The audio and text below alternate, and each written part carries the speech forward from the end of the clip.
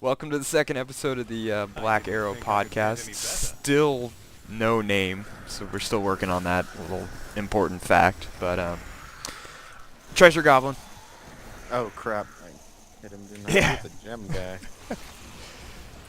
As you can see, stuff is live. We're doing it live. Bill O'Reilly special. yeah. Doing our best Bill O'Reilly impression. That So- intro already aggravated me. So this is gonna be a fun one. So right after that, I'm gonna jump into the topic that you love so much, which is virtual reality. I Yeah.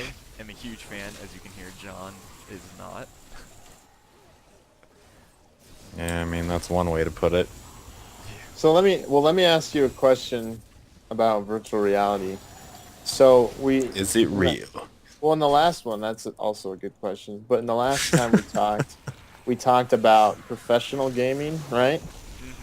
So the question I think is, what's going to be the future of gaming? Is it going to be professional gaming, or is it going to be virtual reality, or is it going to be a combination of both? Because as virtual reality is set up right now, I guess in my opinion, it would be hard for the professional gaming community to kind of grasp it and make it a part of what they're doing. But that kind of seems to be where the majority of the future is heading with gaming, if that makes sense. Yeah, I mean, I don't know. It seems far too casual to me. Yeah, I mean, I think it's still too early to know, because is it gonna? Nothing's gonna beat. At the end of the day, what is it changing? About the game. So for something like Counter-Strike, huge competitive game, or like League of Legends, like, is it doing anything different there? No, I don't necessarily think so. But where I could see it changing is like new games that emerge out of it, because then you could see sort of this hybrid of like actual aiming skill. I think the HTC Vive, I believe it is. That's the one with the two motion controllers. Like, there you're actually aiming with your hands, and it's not just mouse and keyboard. So Whoops. I mean, I could see. I think what it is going to change. It's something new that's going to come around. I don't think it's going to change existing like big competitive games, if that makes sense. Right. Yeah, I don't know. I just wonder, and that's where I just wonder about its viability moving forward, because I really think that more of the professional gaming scene is more of what people are heading towards. So I just don't know if and that kind of comes back to that point that I made when we talked before, or it feels kind of like the Kinect, where it's like everyone thinks it's super cool and it's going to be super fun just because it's new and the technology is kind of fancy, but then once people really get a hold of it, they're going to realize, oh, this isn't really what I want to spend the majority of my time doing and playing, right? So, I think that's where it falls for me too, because I mean, saying that real aiming skill and everything is gonna be taken to the professional gaming is like saying that instead of playing like Street Fighter and using actual combos and stuff, we'll be playing Fruit Ninja so you can use your actual chopping skills. yeah. Hey, wasn't that in a movie a while back? What was it? The Island, where they had No the idea. like. Yeah, I think they had like an Xbox setup where they actually fought each other or something. But yeah, I mean, it's Obi-Wan Kenobi, is that the island you're talking about? yes, yeah, with oh, what's her name? Can't remember the actress all of a sudden. Black McGregor Widow. or something? No, Who plays Black Widow? Scarlett Johansson. Yeah, Oh. Scarlett Johansson. Yeah, she played. She was like, cause they're the like organ donors or whatever. But all I remember is that movie was just like, oh, there's a chest over here. I just remember that movie was just like permanently advertisement is like all product placement. Pretty Yes. much. Yeah. Cause I remember by the end of it, when the movie was just getting so bad, I was kind of like, it became sort of a game to figure out what what product was being hawked at any one time. It's always the trick. Syazog. See that name a lot. Oh, there's another one up here. Right there. But yeah, like I agree with you, John. Like I don't know, because I don't think the whole Fruit Ninja thing is gonna fly, and I don't think it's gonna. I don't know. I just don't see like the appeal of it after like the initial. Oh, this is like the next cool thing, you know. So Yeah, I think it'll be more a fad than anything. and And I think. yeah, Oh, sorry. Go ahead. no, you're good. Well, I think like what I kind of see like the future of it being is kind of, and we've talked about this too, where it's more of like a theme park type of a thing. Like for example, in Salt Lake City, I saw an article posted about a virtual reality, like I don't know if like theme park's the right word, but they were going to build this building specifically for virtual reality use, where you'd put on the goggles, but then you'd go and actually like walk through and move through like the building, and you would actually interact with like real objects as you were playing the game. So like each room or each place that you're in was actually designed to go along with the game that you're playing. So it had that much more realistic part of it to it.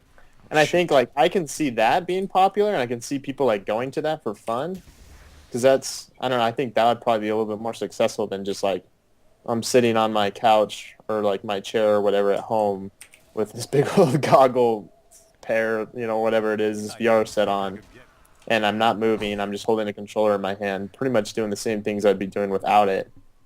But you know, it's just stuck on my face now. So, and it cost me what, 100 or so more dollars, just you the get a cheap controller, one, right? yeah. And So I Oculus don't know. is I can see hundreds, that isn't like it? kind of working out, kind of almost like the 3D thing. Like I don't think 3D at home TVs are all that successful or popular, No. but people still go to the movie theater to watch the 3D movies, right? So I think so. I mean, I think it's going to do the exact same thing the last time 3D was the next big thing. And it's yeah, going to be cool for a while, and it's going to be a fad, and it's going to go away. yeah. It has more Almost peripherals now, and it's more accessible, but it's just the same crap that we had in 1980s. Yeah, yeah. I agree. I think it's much more of that novelty thing. oh my Yeah. god, Max, where are you? I am just stuck. Like it is just so freaking high level. I just cannot. Like I'm literally just getting jumped from behind and dying instantly. Gonna come save you. There's also this cool feature that is in most games, usually not the VR ones, where you can ask the people you're playing with for help. Try it out.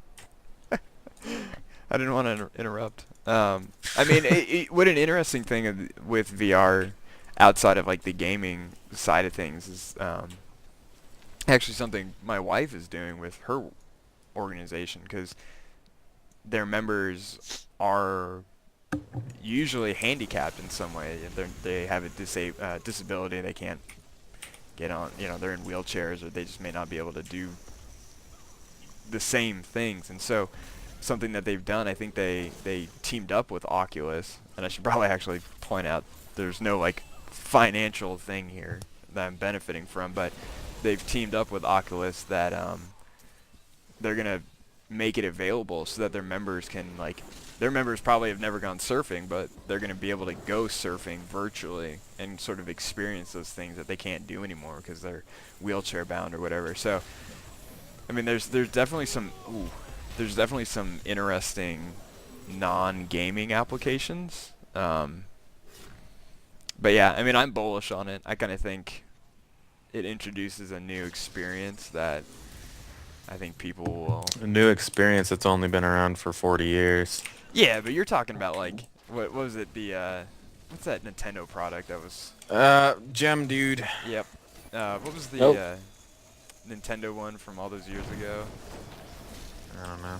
It was the one that was in like red and black and would like cause like people to go blind or whatever. Oh, I can't remember the name of it, but I know what you're talking about. Yeah, I mean there's that stuff obviously, but I think we're finally at a point now where there's the VR technology is maturing. I wouldn't say mature, and is, you know, you're starting to see HD quality. You're starting to see HD quality video and you know, the hardware that you can buy at home, even though it's going to cost you an $800 graphics card and whatever. It is accessible, so Yeah, and see, and that's part of It's the problem. I think $1,000 is accessible. Yeah, the pricing on it I think is troubling too because I think gaming, like you look at mobile gaming and how cheap it is, but how successful it is. I almost wonder if rather than making it more expensive and higher quality, if it's almost like the trend would be to go the other way and make it cheaper and more accessible to a wider audience, you know? So I don't know. Like I think what you brought up earlier though, like with I think in certain applications with like, you know, people with disabilities or things like that, I feel like it has a lot of validity to it, but just like as an at-home entertainment product, I think I don't know, I just don't see it still. So, Yeah. I mean, it'll be interesting to see, and I think the challenge they have is that they're selling hardware. So, Microsoft or Sony can sell, their system at a loss because they're selling also the software, whereas Oculus and especially HTC, that's, the whole company's had some financial issues that, they're not able to do that. They can't bring it down to that. I mean, I think because with the price is like $600, like when I was looking at it, I was thinking it was going to be around 300, and to me that was the perfect price point. Um, so when I saw 600, I was kind of like, I might need to save up a few more dollars for this, but yeah. Yeah, you it's know, just so expensive. It's gonna be a cold, cold day before I do that, man. Yeah. but yeah, I I don't mean know. that It's just and is. it's just not different enough. It's like you're still playing like the same kind of games on it. You know, at least from what I've seen. It's like, oh, Right, here are games these with lesser existing games, and graphics. now we're just gonna put them in a VR goggle set on them. You know, so Yeah, yeah. But Like the coolest game that I've seen 3D associated with is that can't remember the name of it, but it's the bomb defusing one, and it's a party game. That's really all it is. At the end of the day, it's cool. Like I'd play it, but it's an hour cool. It's not $800 and 60 hours cool. yeah, and I mean I think the challenge there is to see, none of the I don't know of any of the major development studios that have made any games explicitly for it. I mean, I want to say Epic is making one. They announced one, I believe. I may be wrong there, but so they've got it. But I think right now a lot of the games are like compatible with it, but there hasn't been that unique experience yet. And I mean, they sold out of all their units till I think through the summer. So I'd be jeez, curious to know like how many that actually is. And if we start seeing that, probably nothing at this year's E3, but um, I'd guess maybe the end of this year into next year, you'd start seeing more uh, games being designed explicitly for it. But yeah, I don't know. I mean, I think it's definitely. I'm a big proponent, but I'm also kind of in the wait and see, but primarily just for the cost reasons. I mean, I don't have the cash on hand to get one right now with all the other stuff I'm doing, but yeah. Rather just spend $1,000 on building a new PC and playing actual games. I mean, yeah, and that's where I'm at too. I think. and then that is a challenge because it's, when you get to that price point, it's like, well, why don't I just, buy a sweet monitor, or get like, something better instead of, like you said, just the headset. So, I mean, I definitely Yeah. see where people are going to be making that decision. Although I guess Anyone who that, doesn't have an extremely large amount of useless money, yeah. basically. So it's gonna be a sweet toy for one percenters, essentially, is what it comes down to. I don't know. I don't see a situation in which I could Oh, justify considering the purchase, let alone actually going through with it.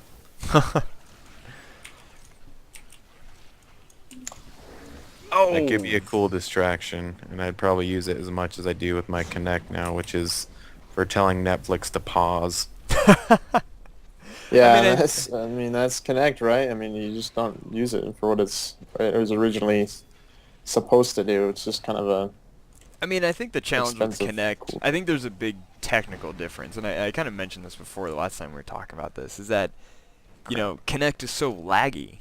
There's like a second delay behind everything, and then there's all these rumors about how, it was originally going to have like a processor or something, and then it's just they kind of like to drop the cost and all that. Like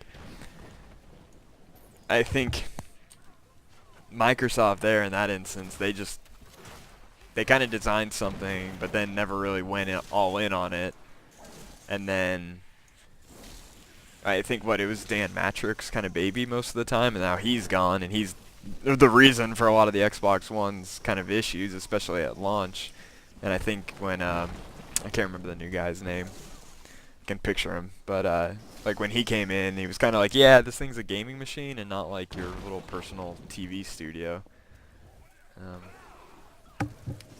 But Yeah, but see, I kind of wonder like what makes the VR different from the same problems that plagued the Kinect, right? Like I can still see them making shortcuts for cost sake, and so and so, and you end up having the same conversation, right? So, That's a very good point. but I do think, I mean, so in thinking, kind of like looking forward, so like with E3 coming up in the summer and different things like that, I think as much as maybe we don't necessarily agree with VR, I would assume that E3 is going to have a lot of VR related stuff that comes with it because it doesn't PlayStation, they've signed a contract with, I don't know if it's Oculus or one of these other ones, right? They're They have they're their kind of own. heading that, yeah, they have they their own. have their own, right? What's it? Sony Morpheus.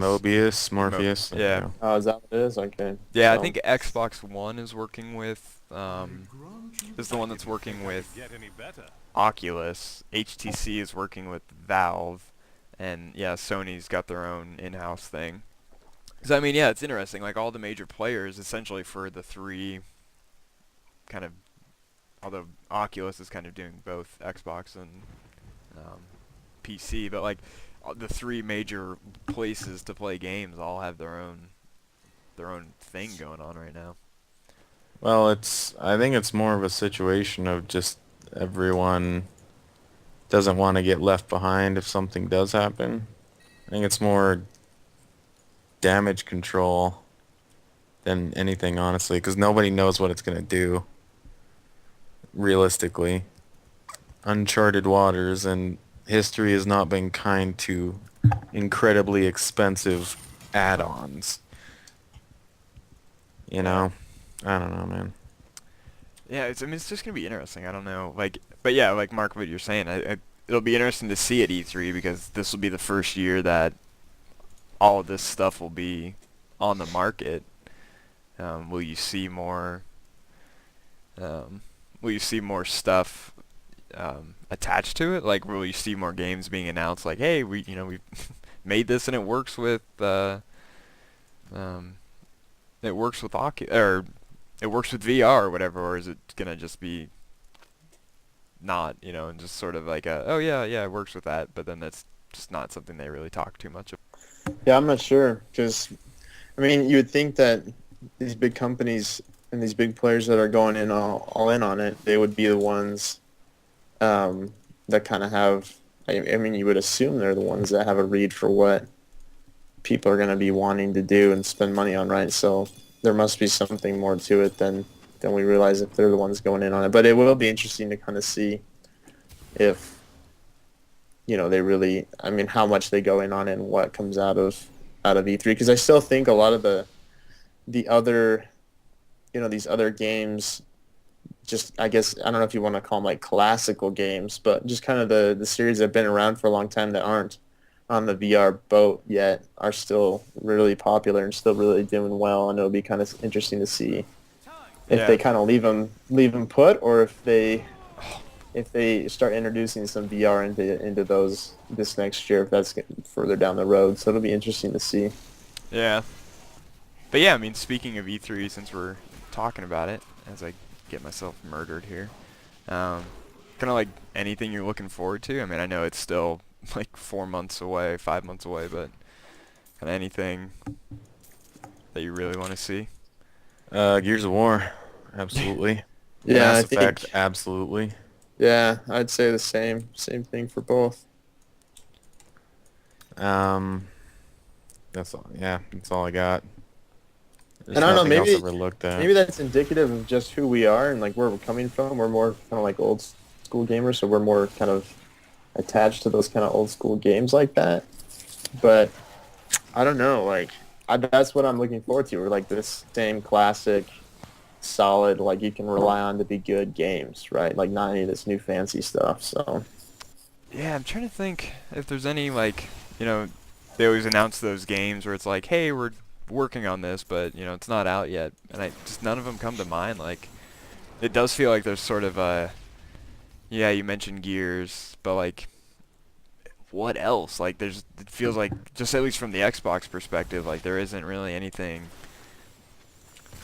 It's nothing where I'm Mass like, Effect. yeah, Mass Effect, yeah, but even then it doesn't sound like that's coming out. Oh, there's a treasure goblin up there. Should be.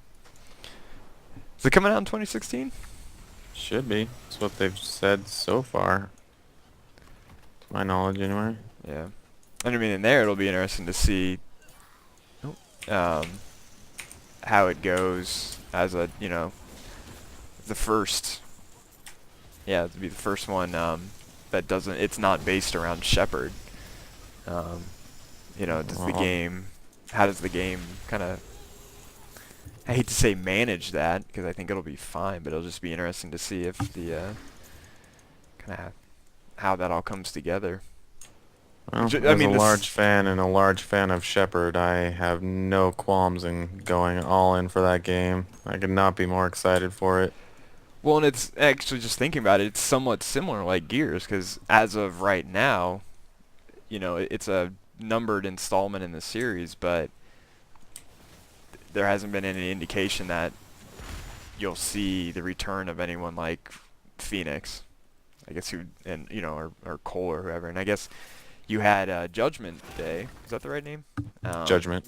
Yeah, Judgment. Like, there you had one, but it was split off from the original group, but it still had Baird and Cole, whereas this presumably won't have any of them. Beyond Oh, maybe- we have a gem hoarder up top. Yeah. Sorry.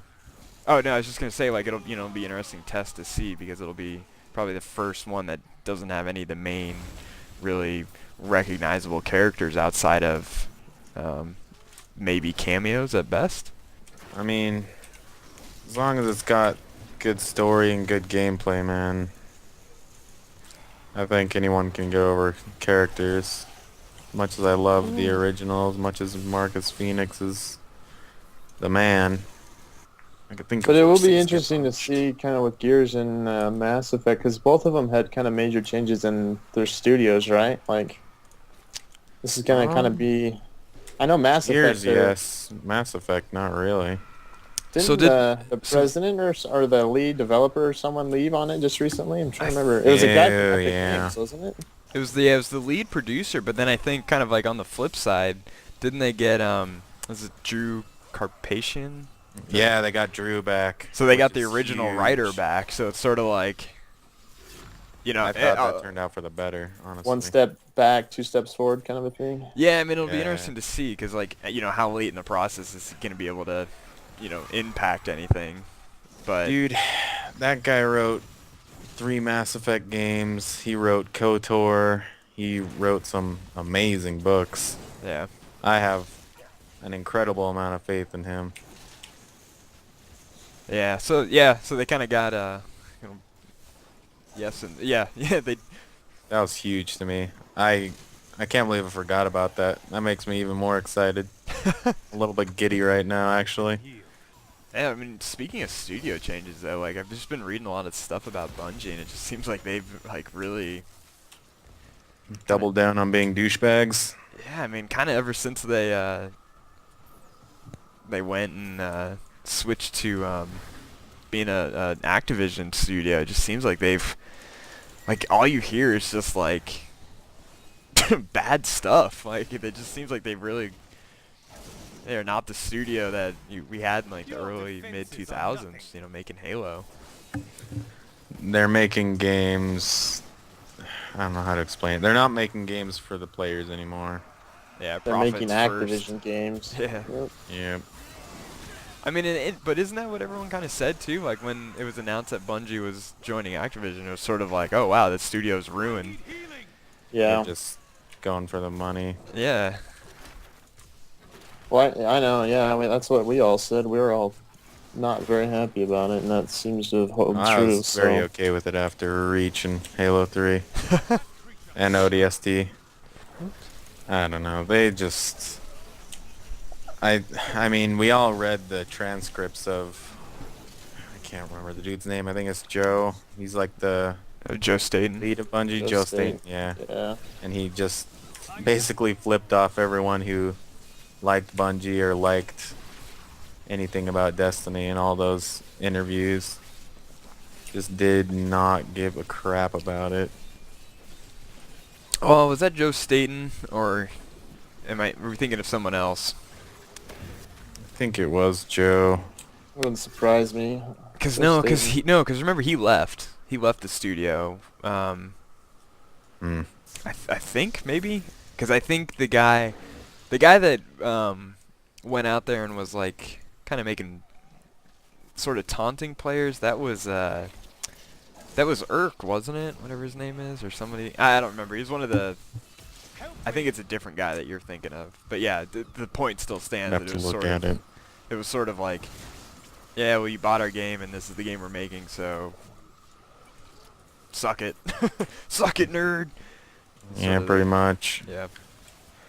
Just everything about it pissed me off. In the interview, he was just like disrespectful to the interviewer, and just like it was more than just like the direction they were going as a company. It's just the way they approached everyone and everything. Although, speaking again, just kind of going on this discussion about studios, though, I am glad to see that Ubisoft decided to put a hold on Assassin's Creed. I know that they've been essentially just been pumping out games yearly. They they turned Assassin's Creed into their version of Call of Duty with yearly releases, and then they kind of came out, I think it was last week, and sort of said, "Yeah, we messed up. we're gonna take a year off or whatever, and not release an Assassin's Creed this year," which I kind of feel like I wish more studios would do. That was a big issue. Like, you had Assassin's Creed 1 wasn't the greatest, and then they fixed basically every problem in Assassin's Creed 2, and then after that it was just constant releases, and it just sort of by 3 I was just sort of burnt out on this series. And Yeah, I'm not a big fan of the yearly release kind of model because, like you're saying with like the Call of Duties, it was just like you paid for the same game every year, right? And then you just got sick of it. Yeah. So I think any kind of a change and a break from it is probably the smart thing to do. Well, I honestly think that it's a situation where the company is wrong either way. Because if it's a game that you really love and are really engaged with, yeah, give me one a year. Awesome. Bring it on. You get tired of them, now the studio's just, man, they're just going for the money. They don't even care anymore. They're not even putting the effort into the games. Like, I think that the gaming community is the biggest issue out of all that. I mean, everyone wants that stuff in theory, but when it actually comes out there, it's a very negative community. It's really all they're looking for is something to bash people with. yeah, Yeah, I mean, that may be true. that is unfortunate with the gaming. There's no, I mean, like in politics too, there's no like moderate position Oh, a lot of the boy. times. Oh There's boy. there's no way to sit there and be like, oh, I'm not a fan of this feature, but I like the game, or I didn't like the game, but I did like this little bit of it. It's either you love it and it's the greatest game in the world, or you hate it, and there's no in between there. Yep. So I can definitely feel if where developers or companies get frustrated from the way that people sort of react, because it's just there's no winning. Yeah, and I mean what it comes down to is they follow the money. If it's making money, then you kind of assume it's successful. Yeah. Like most business, that's how you gauge it. Well, it's all about the consumer though, because Call of Duty, you hear, mostly negative reviews from anyone who's not a pro or pro wannabe player about how it's all the same thing. Kind of what you said. It's just rinsed and reused. But the games make $1 billion. Yeah. So what are they supposed to say? Like, you guys are buying the games, obviously, so there's something to it. But you want us to not make them as frequently? Yeah. And you just keep buying them anyway? I mean, And that's sort of the Madden money dilemma. talks, man. That's the Madden dilemma, you know. There's a game that basically has to come out every year, just by the nature of it being a season and a sport and all that. But Much. you know, as much as EA sits out there talking about how much they've changed, No. oh, we've done this, we've done that, and it's like, dude, if you put like 15, 16, and 17 together, I probably couldn't tell the difference between them, and that's where it's sort of like, what exactly? That's where you Yeah, start they each have wondering. their cool feature, and that's about it. Yeah, and then it gets like removed for the next year. Mm-hmm.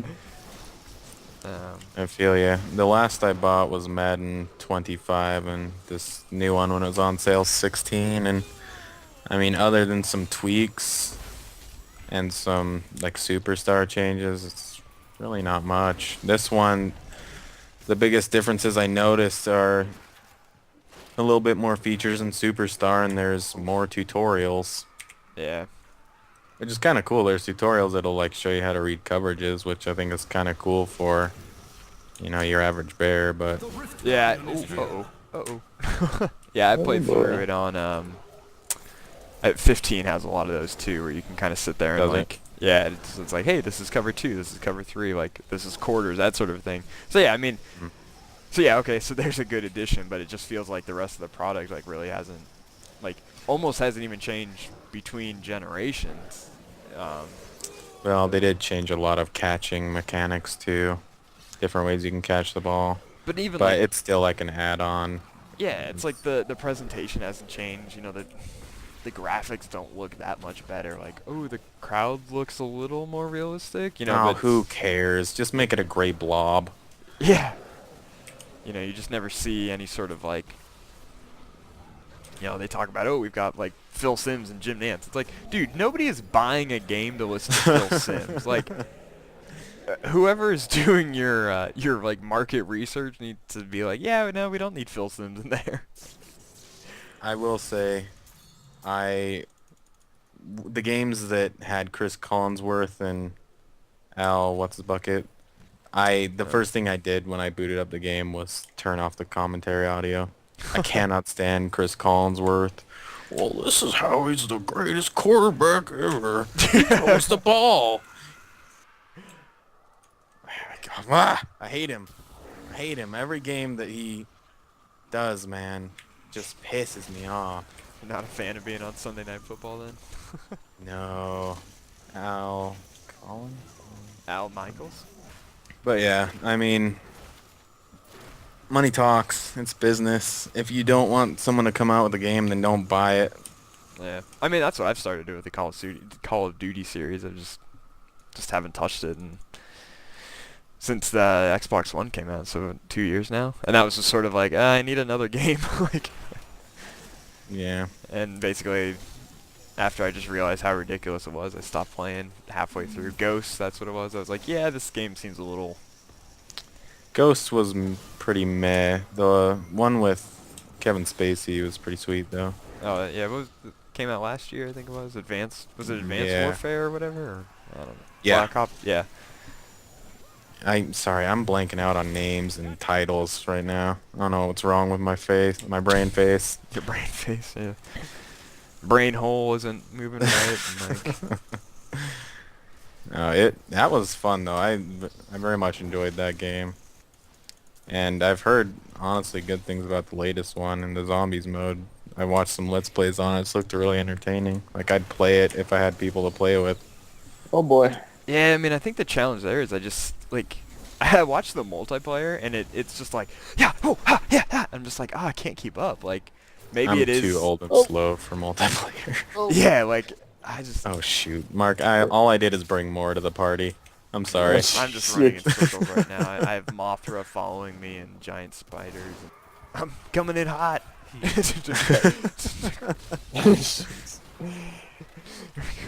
I was just running to get some health orbs. Uh-oh. Well, they grant all of us health, so I appreciate that. Yeah. Oh. Oh, you just got zapped. Yeah, got. I don't know. So what, in reality, do you want gaming studios to do then? Like, where do you draw that balance, and where do you draw the line between doing what you need to do as a business and making a game that everyone's gonna love? I think it seems like it's getting grayer and grayer. I think it's tough. I mean, you look at the costs are rising. How much it costs to make a game nowadays, and especially if you add crap like VR support into it. I'm just gonna let that one go. Because it's garbage. But I mean, yeah, you look at think about how much it costs to make a game now. You see a lot of those. Yeah, it's the same with Hollywood. You see a lot of games or movies there that are being made because, well, that's they have, if it's going to cost $150 million to make this movie, we got to know that we're going to make $200 million on it. That sort of a thing. So I think the same issues running into games is that sort of like middle class is getting squeezed out. It's either going to be a AAA game that's got to sell 2 million copies on launch day, or it's something really small, and you don't seem to see a lot of those in between. Like, Firewatch is a game that's come out that I've heard a lot of good stuff about. It's 2 to 3 hours, and I have heard some people kind of complain that it's $20 for 2 to 3 hours of gameplay. I mean, it's hard to. I think it's hard for both sides. They got to make the game. They got to feed their families, but then gamers are sort of questioning, what they're getting when they spend that money. And so when you see a studio like EA or Activision, they kind of just put out the same product every year. I mean, it's tough. I don't have an answer for it, I guess. Yeah, I mean, I'm not sure I agree with it completely, but on another gaming podcast I listened to, one of the guys has kind of a theory that if you buy a game, you should get an hour for every dollar you spend. So every full title, 60 hours, which, I mean, I think it depends on the type of game. Like, there's been games that I've spent a lot less time with that I've been more than satisfied with my purchase. But I think it's an interesting way to look at it. Like, I would have a hard time spending that much money on a game that I only got not even a full evening's worth of entertainment out of. Yeah, I mean, that is yeah. I don't really know, because that's a hard one. I spent $30 on The Witcher or whatever, and I'm gonna get 300 hours of entertainment out of that. Yeah, At least. GTA, kind of the same. You can, or then you have games like that where you see people playing it now, and it came out like 2 years ago or something like that. Or 3 years. 3 maybe. It came out right before the Xbox One. Yeah, so you have people who are still playing that and getting enjoyment out of it. So for $60, you can't beat that deal. But then you have a Call of Duty that if you're not a multiplayer, that's like 5 hours of gameplay. If you do it on the hardest difficulty, you could squeeze 10 or 12 out of it. Yeah. Yeah. Yeah. But I have a hard time saying an hour for every dollar. That seems a little, because by that metric, a movie would be $3, $2. Oh yeah, it'd be an absolute ripoff. I don't agree with necessarily the ratio, but I think the mindset is very interesting. Oh yeah, no, I totally agree with that. Because there should be that line, and I think that we all draw it without even like quantifying it or thinking about it too much. But I mean, you have to have it, really. And that's how I've gotten. I didn't used to care, but recently, or the last couple years, like, it's just been every game purchase I have to find some justification for it. Mm-hmm. Like, I can't just, buy every AAA title that comes out and just, play whichever one ends up being good and just stick the rest in a bin. Like I currently do with the bin full of games that's under the bed behind me that I haven't touched. Yep. I don't think we're gonna be the ones to figure it out either. Have faith. We have many an episode to go. That's true. That'll be next week's topic. But yeah, Mark. And then world hunger. There you go. Put that one on the list behind figuring out the value of video games. Oh, I got a couple things ahead of that too. Okay. We'll get to those. Mark, any last words?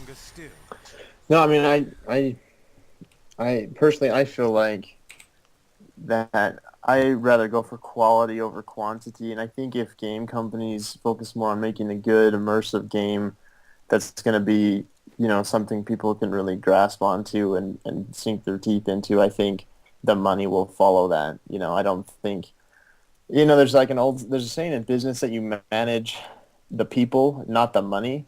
And I think in the gaming industry, they need to manage the games and not the money, and they really need to focus on that quality. So I don't know. I don't think I've ever played a game that was just spit out, every year, and have really enjoyed it. Like I have some of these other games, like a Mass Effect or, Gears of War, or some of these like Diablo or these high quality games. And so I don't know. That's my opinion. I think if they do that, everything will work out just fine. So. But I think with that, we'll call this week's episode. Thanks for listening. Woo!